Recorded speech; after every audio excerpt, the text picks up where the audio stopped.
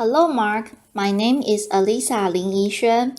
My student number is S0441055. The title of the speech is Jiang, What I Learned from 100 Days of Rejection. I'm a junior in NCUE, and my major is English. When I was 6 years old, I received my gifts. My first grade teacher had this brilliant idea. She wanted us to experience receiving gifts but also learning the virtue of complimenting each other. So, she had all of us come to the front of the classroom, and she bought all of us gifts and stacked them in the corner. And she said, "Why don't we just stand here and compliment each other? If you hear your name called, you go and pick up your gift and sit down." What a wonderful idea, right? What could go wrong? Laughter. Well, there were 40 of us to start with, and every time I heard someone's name called, I would give up the heartiest cheer. And then there were 20 people left, and 10 people left, and 5 left, and 3 left, and I was one of them, and the compliments stopped. Well, at that moment, I was crying, and the teacher was freaking out. She was like, "Hey, would anyone say something nice about these people?" Laughter. No one? Okay, why don't you go get your gift and sit down? So, behave next year. Someone might say something nice about you. Laughter. Well, as I describing this you probably know I remember this really well. Laughter. But I don't know who felt worse that day. Was it me or the teacher? She might have realized that she turned a team-building event into a public roast for 3 6-year-olds. And without the humor, when you see people get roasted on TV, it was funny. There was nothing funny about that day. So that was one version of me, and I would die to avoid being in that situation again. To get rejected in public again. That's one version. The fast forward 8 years, Bill Gates came to my hometown, Beijing, China, to speak, and I saw his message. I fell in love with that guy. I thought, wow, I know what I want to do now. That night, I wrote a letter to my family telling them by age 25, I would build the biggest company in the world. And that company will buy Microsoft. Laughter. I totally embraced this idea of conquering the world. Domination, right? And I didn't make this up. I did write that letter, and here it is. Laughter. You don't have to read this through. Laughter. This is also bad handwriting, but I did highlight some keywords. You get the idea. Laughter. So, that was another version of me, one who will conquer the world. Well, then 2 years later, I was presented with the opportunity to come to the United States. I jumped out because that was where Bill Gates lived, right? Laughter. I thought that was the start of my entrepreneur journey. Then, fast forward another 14 years. I was 30. Nope, I didn't build that company. I didn't even start. I was actually a marketing manager for a Fortune 500 company, and I felt I was stuck. I was stagnant. What is that? Where is that 14-year-old who wrote that letter? It's not because he didn't try. It's because every time I had a new idea, every time I wanted to try something new, even at work, I wanted to make a proposal. I wanted to speak up in front of people in group. I felt there was this constant battle between the 14-year-old and the 6-year-old. One wanted to conquer the world, make a difference. Another was afraid of rejection, and every time that 6-year-old won. And this fear even persisted after I started my own company. I started my own company when I was 30. If you want to be Bill Gates, you've got to start sooner or later, right? When I was an entrepreneur, I was presented with an investment opportunity, and then I was turned down. And that rejection hurt me. It hurt me so bad that I wanted to quit right there. But then I thought, hey, would Bill Gates quit after a simple investment rejection? Would any successful entrepreneur quit like that? No way. And this is where it clicked for me. Okay, I can build a better company. I can build a better team or a better product. But one thing for sure, I've got to be a better leader. I've got to be a better person. I cannot let that 6-year-old keep dictating my life anymore. I have to put him back in his place.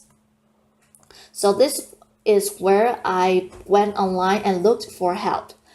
Google was my friend. Laughter. I searched. How do I overcome the fear of rejection? I came up with a bunch of psychology articles about where the fear and pain are coming from. Then I came up with a bunch of inspirational articles about don't take it personally, just overcome it. Who doesn't know that? Laughter. But why was I still so scared? Then I found this website by luck. It's called rejectiontherapy.com. Laughter. Rejection therapy was the game invented by this Canadian entrepreneur. His name is Jason Comley. And basically, the idea is for 30 days you go out and look for rejection. And every day get rejected at something. And then by the end, you desensitize yourself from the pain. And I loved that idea. Laughter. I said, you know what? I'm going to do this, and I'll feel myself getting rejected 100 days. And I came up with my own rejection ideas. And I made a video blog out of it. And so here's what I did. This is what the blog looked like. Day 1, laughter. Borrow $100 from a stranger. So this is where I went to where I was working. I came downstairs and I saw this big guy sitting behind a desk. He looked like a security guard. So I just approached him. And I was just walking, and that was the longest walk of my life. Hair on the back of my neck standing up, I was sweating and my heart was pounding. And I got there and said, hey sir, can I borrow $100 from you? Laughter. And he looked up, he's like, no, why? And I just said, no, I'm sorry. Then I turned around and I just ran. Laughter. I felt so embarrassed, but because I filmed myself, so that night I was watching myself getting rejected. I just saw how scared I was. I looked like this kid in The Sixth Sense. I saw dead people. Laughter. But then I saw this guy. You know, he wasn't that menacing. He was a chubby, lovable guy, and he even asked me why. In fact, he invited me to explain myself, and I could have said many things. I could have explained. I could have negotiated. I didn't do any of that. All I did was run. I felt, wow, this is like a microcosm of my life. Every time I felt the slightest rejection, I would just run as fast as I could. And you know what?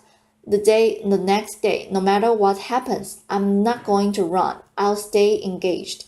Day 2, request a burger refill. Laughter.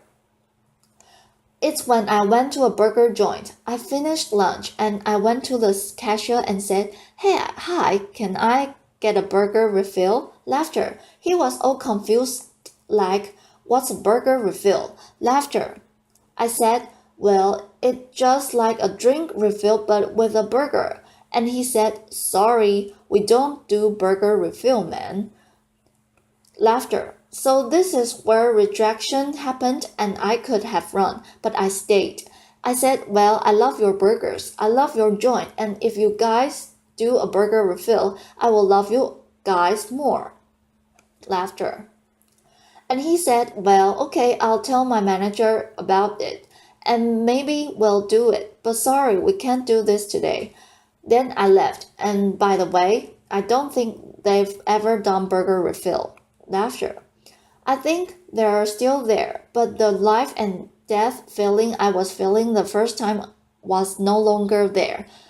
Just because I stayed engaged, because I didn't run. I said, wow, great, I'm already learning things, great. And then day 3, getting Olympic donuts. This is where my life was turned upside down. I went to a Krispy Kreme. It's a donut shop in mainly the southeastern part of the United States. I'm sure they have some here too. And I went in. I said, can you make me donuts that look like Olympic symbols? Basically, you interlink 5 donuts together. I mean, there's no way they could say yes, right? The donut maker took me so seriously. Laughter. So she put out paper, started jotting down the colors and the rings, and it's like, how can I make this? And then 15 minutes later, she came out with a box that looked like Olympic rings, and I was so touched. I just couldn't believe it. And that video got over 5 million views on YouTube. The world couldn't believe that either. Laughter. You know, because of that, I was in newspapers, in talk shows, in everything, and I became famous. A lot of people started writing emails to me and saying, what you're doing is awesome. But you know, fame and notoriety did not do anything to me. What I really wanted to do was learn and to change myself. So I turned the rest of my 100 days of rejection into this playground, into this research project. I wanted to see what I could learn. And then I learned a lot of things. I discovered so many secrets. For example, I found if I just don't run, if I got rejected, I could actually turn a no into a yes. And the magic word is why. So one day I went to a stranger's house. I had this flower in my hand, knocked on the door and said, hey, can I plant this flower in your backyard? Laughter. And he said no.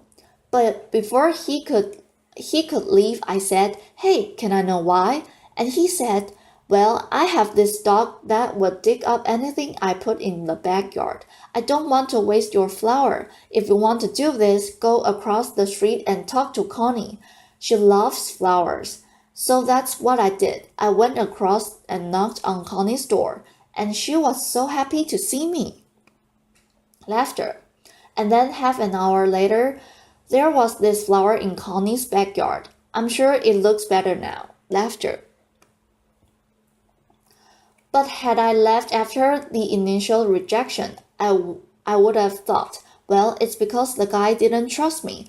It's because I was crazy, because I didn't dress up well. I didn't look good. It was none of those. It was because what I offered did not fit what he wanted. And he trusted me enough to offer me a referral. Using a sales term, I converted a referral. Then one day, and I also learned that I can actually say certain things and maximize my chance to get a yes. So for example, one day I went to a Starbucks and asked the manager, hey, can I be a Starbucks greeter? He was like, what's a Starbucks greeter? I said, do you know those Walmart greeters? You know, those people who say hi to you before you walk in the store. And make sure you don't steal stuff, basically. I want to give a Walmart experience to Starbucks customers. Laughter. Well, I'm not sure that's a good thing, actually. Actually, I'm pretty sure it's a bad thing. And he was like, oh, yeah, this is how he looked. His name is Eric. And he was like, I'm not sure. This is how he was hearing me. Not sure. Then I asked him, Is that weird? He's like, yeah, it's really weird, man. But as soon as he said that, his whole demeanor changed. It's as if he's putting all the doubt on the floor. And he said, yeah, you can do this. Just don't get too weird. Laughter. So for the next hour, I was the Starbucks greeter. I said hi to every customer that walked in and gave them holiday cheers. By the way, I don't know what your career trajectory is. Don't be a greeter. Laughter. It was really boring. But then I found I could do this because I mentioned, it's that weird. I mentioned the doubt that he was having. And because I mentioned, is that weird? That means I wasn't weird. That means I was actually thinking just like him. Seeing this as a weird thing. And again. I learned that if I mentioned some doubt people might have before I asked the question, I gained their trust. People were more likely to say yes to me. And then I learned I could fulfill my life dream by asking. You know, I came from 4 generations of teachers, and my grandma has always told me, hey, Jia, you can do anything you want, but it'd be great if you become a teacher. Laughter. But I wanted to be an entrepreneur, so I didn't. But it has always been my dream to actually teach something. So I said, what if I just asked a teacher a college class? I lived in Austin at the time. So I went to University of Texas at Austin and knocked on professors' doors and said, can I teach your class? I didn't get anywhere the first couple of times. But because I didn't run, I kept doing it. And on the 3rd try, the professor was very impressed. He was like, no one has done this before. And I came in prepared with PowerPoints and my lesson. He said, wow, I can use this. Why don't you come back in 2 months? I'll fit you in my curriculum. And 2 months later, I was teaching a class. This is me. You probably can't see. This is a bad picture. You know, sometimes you get rejected by lighting, you know. Laughter. But wow, when I finished teaching that class, I walked out crying because I thought I could fulfill my dream just by simply asking. I used to think I have to accomplish all these things, have to be a great entrepreneur or get a PhD to teach. But no, I just asked. And I could teach. And in a picture, which you can't see, I quoted Martin Luther King Jr. Why? Because in my research, I found that people who really change the world, who change the way we live and the way we think, are the people who were met with initial and often violent rejections. People like Martin Luther King Jr., like Mahatma Gandhi, Nelson Mandela, or even Jesus Christ. These people did not let reject define them. They let their own reaction after rejection define themselves, and they embarrassed rejection. And we don't have to be those people to learn about rejection. And in my case, rejection was my curse, was my boogeyman. It was bothered me my whole life because I was running away from it. Then I started embracing it. I turned that into the biggest gift in my life. I started teaching people how to turn rejections into opportunities. I used my blog, I used my talk, I used the book I just published, and I'm even building technology to help people overcome their fear of rejection. When you get rejected in life, when you are facing the next obstacle or next failure, consider the possibilities. Don't run if you just embrace them. They might become your gifts as well. Thank you. A pause.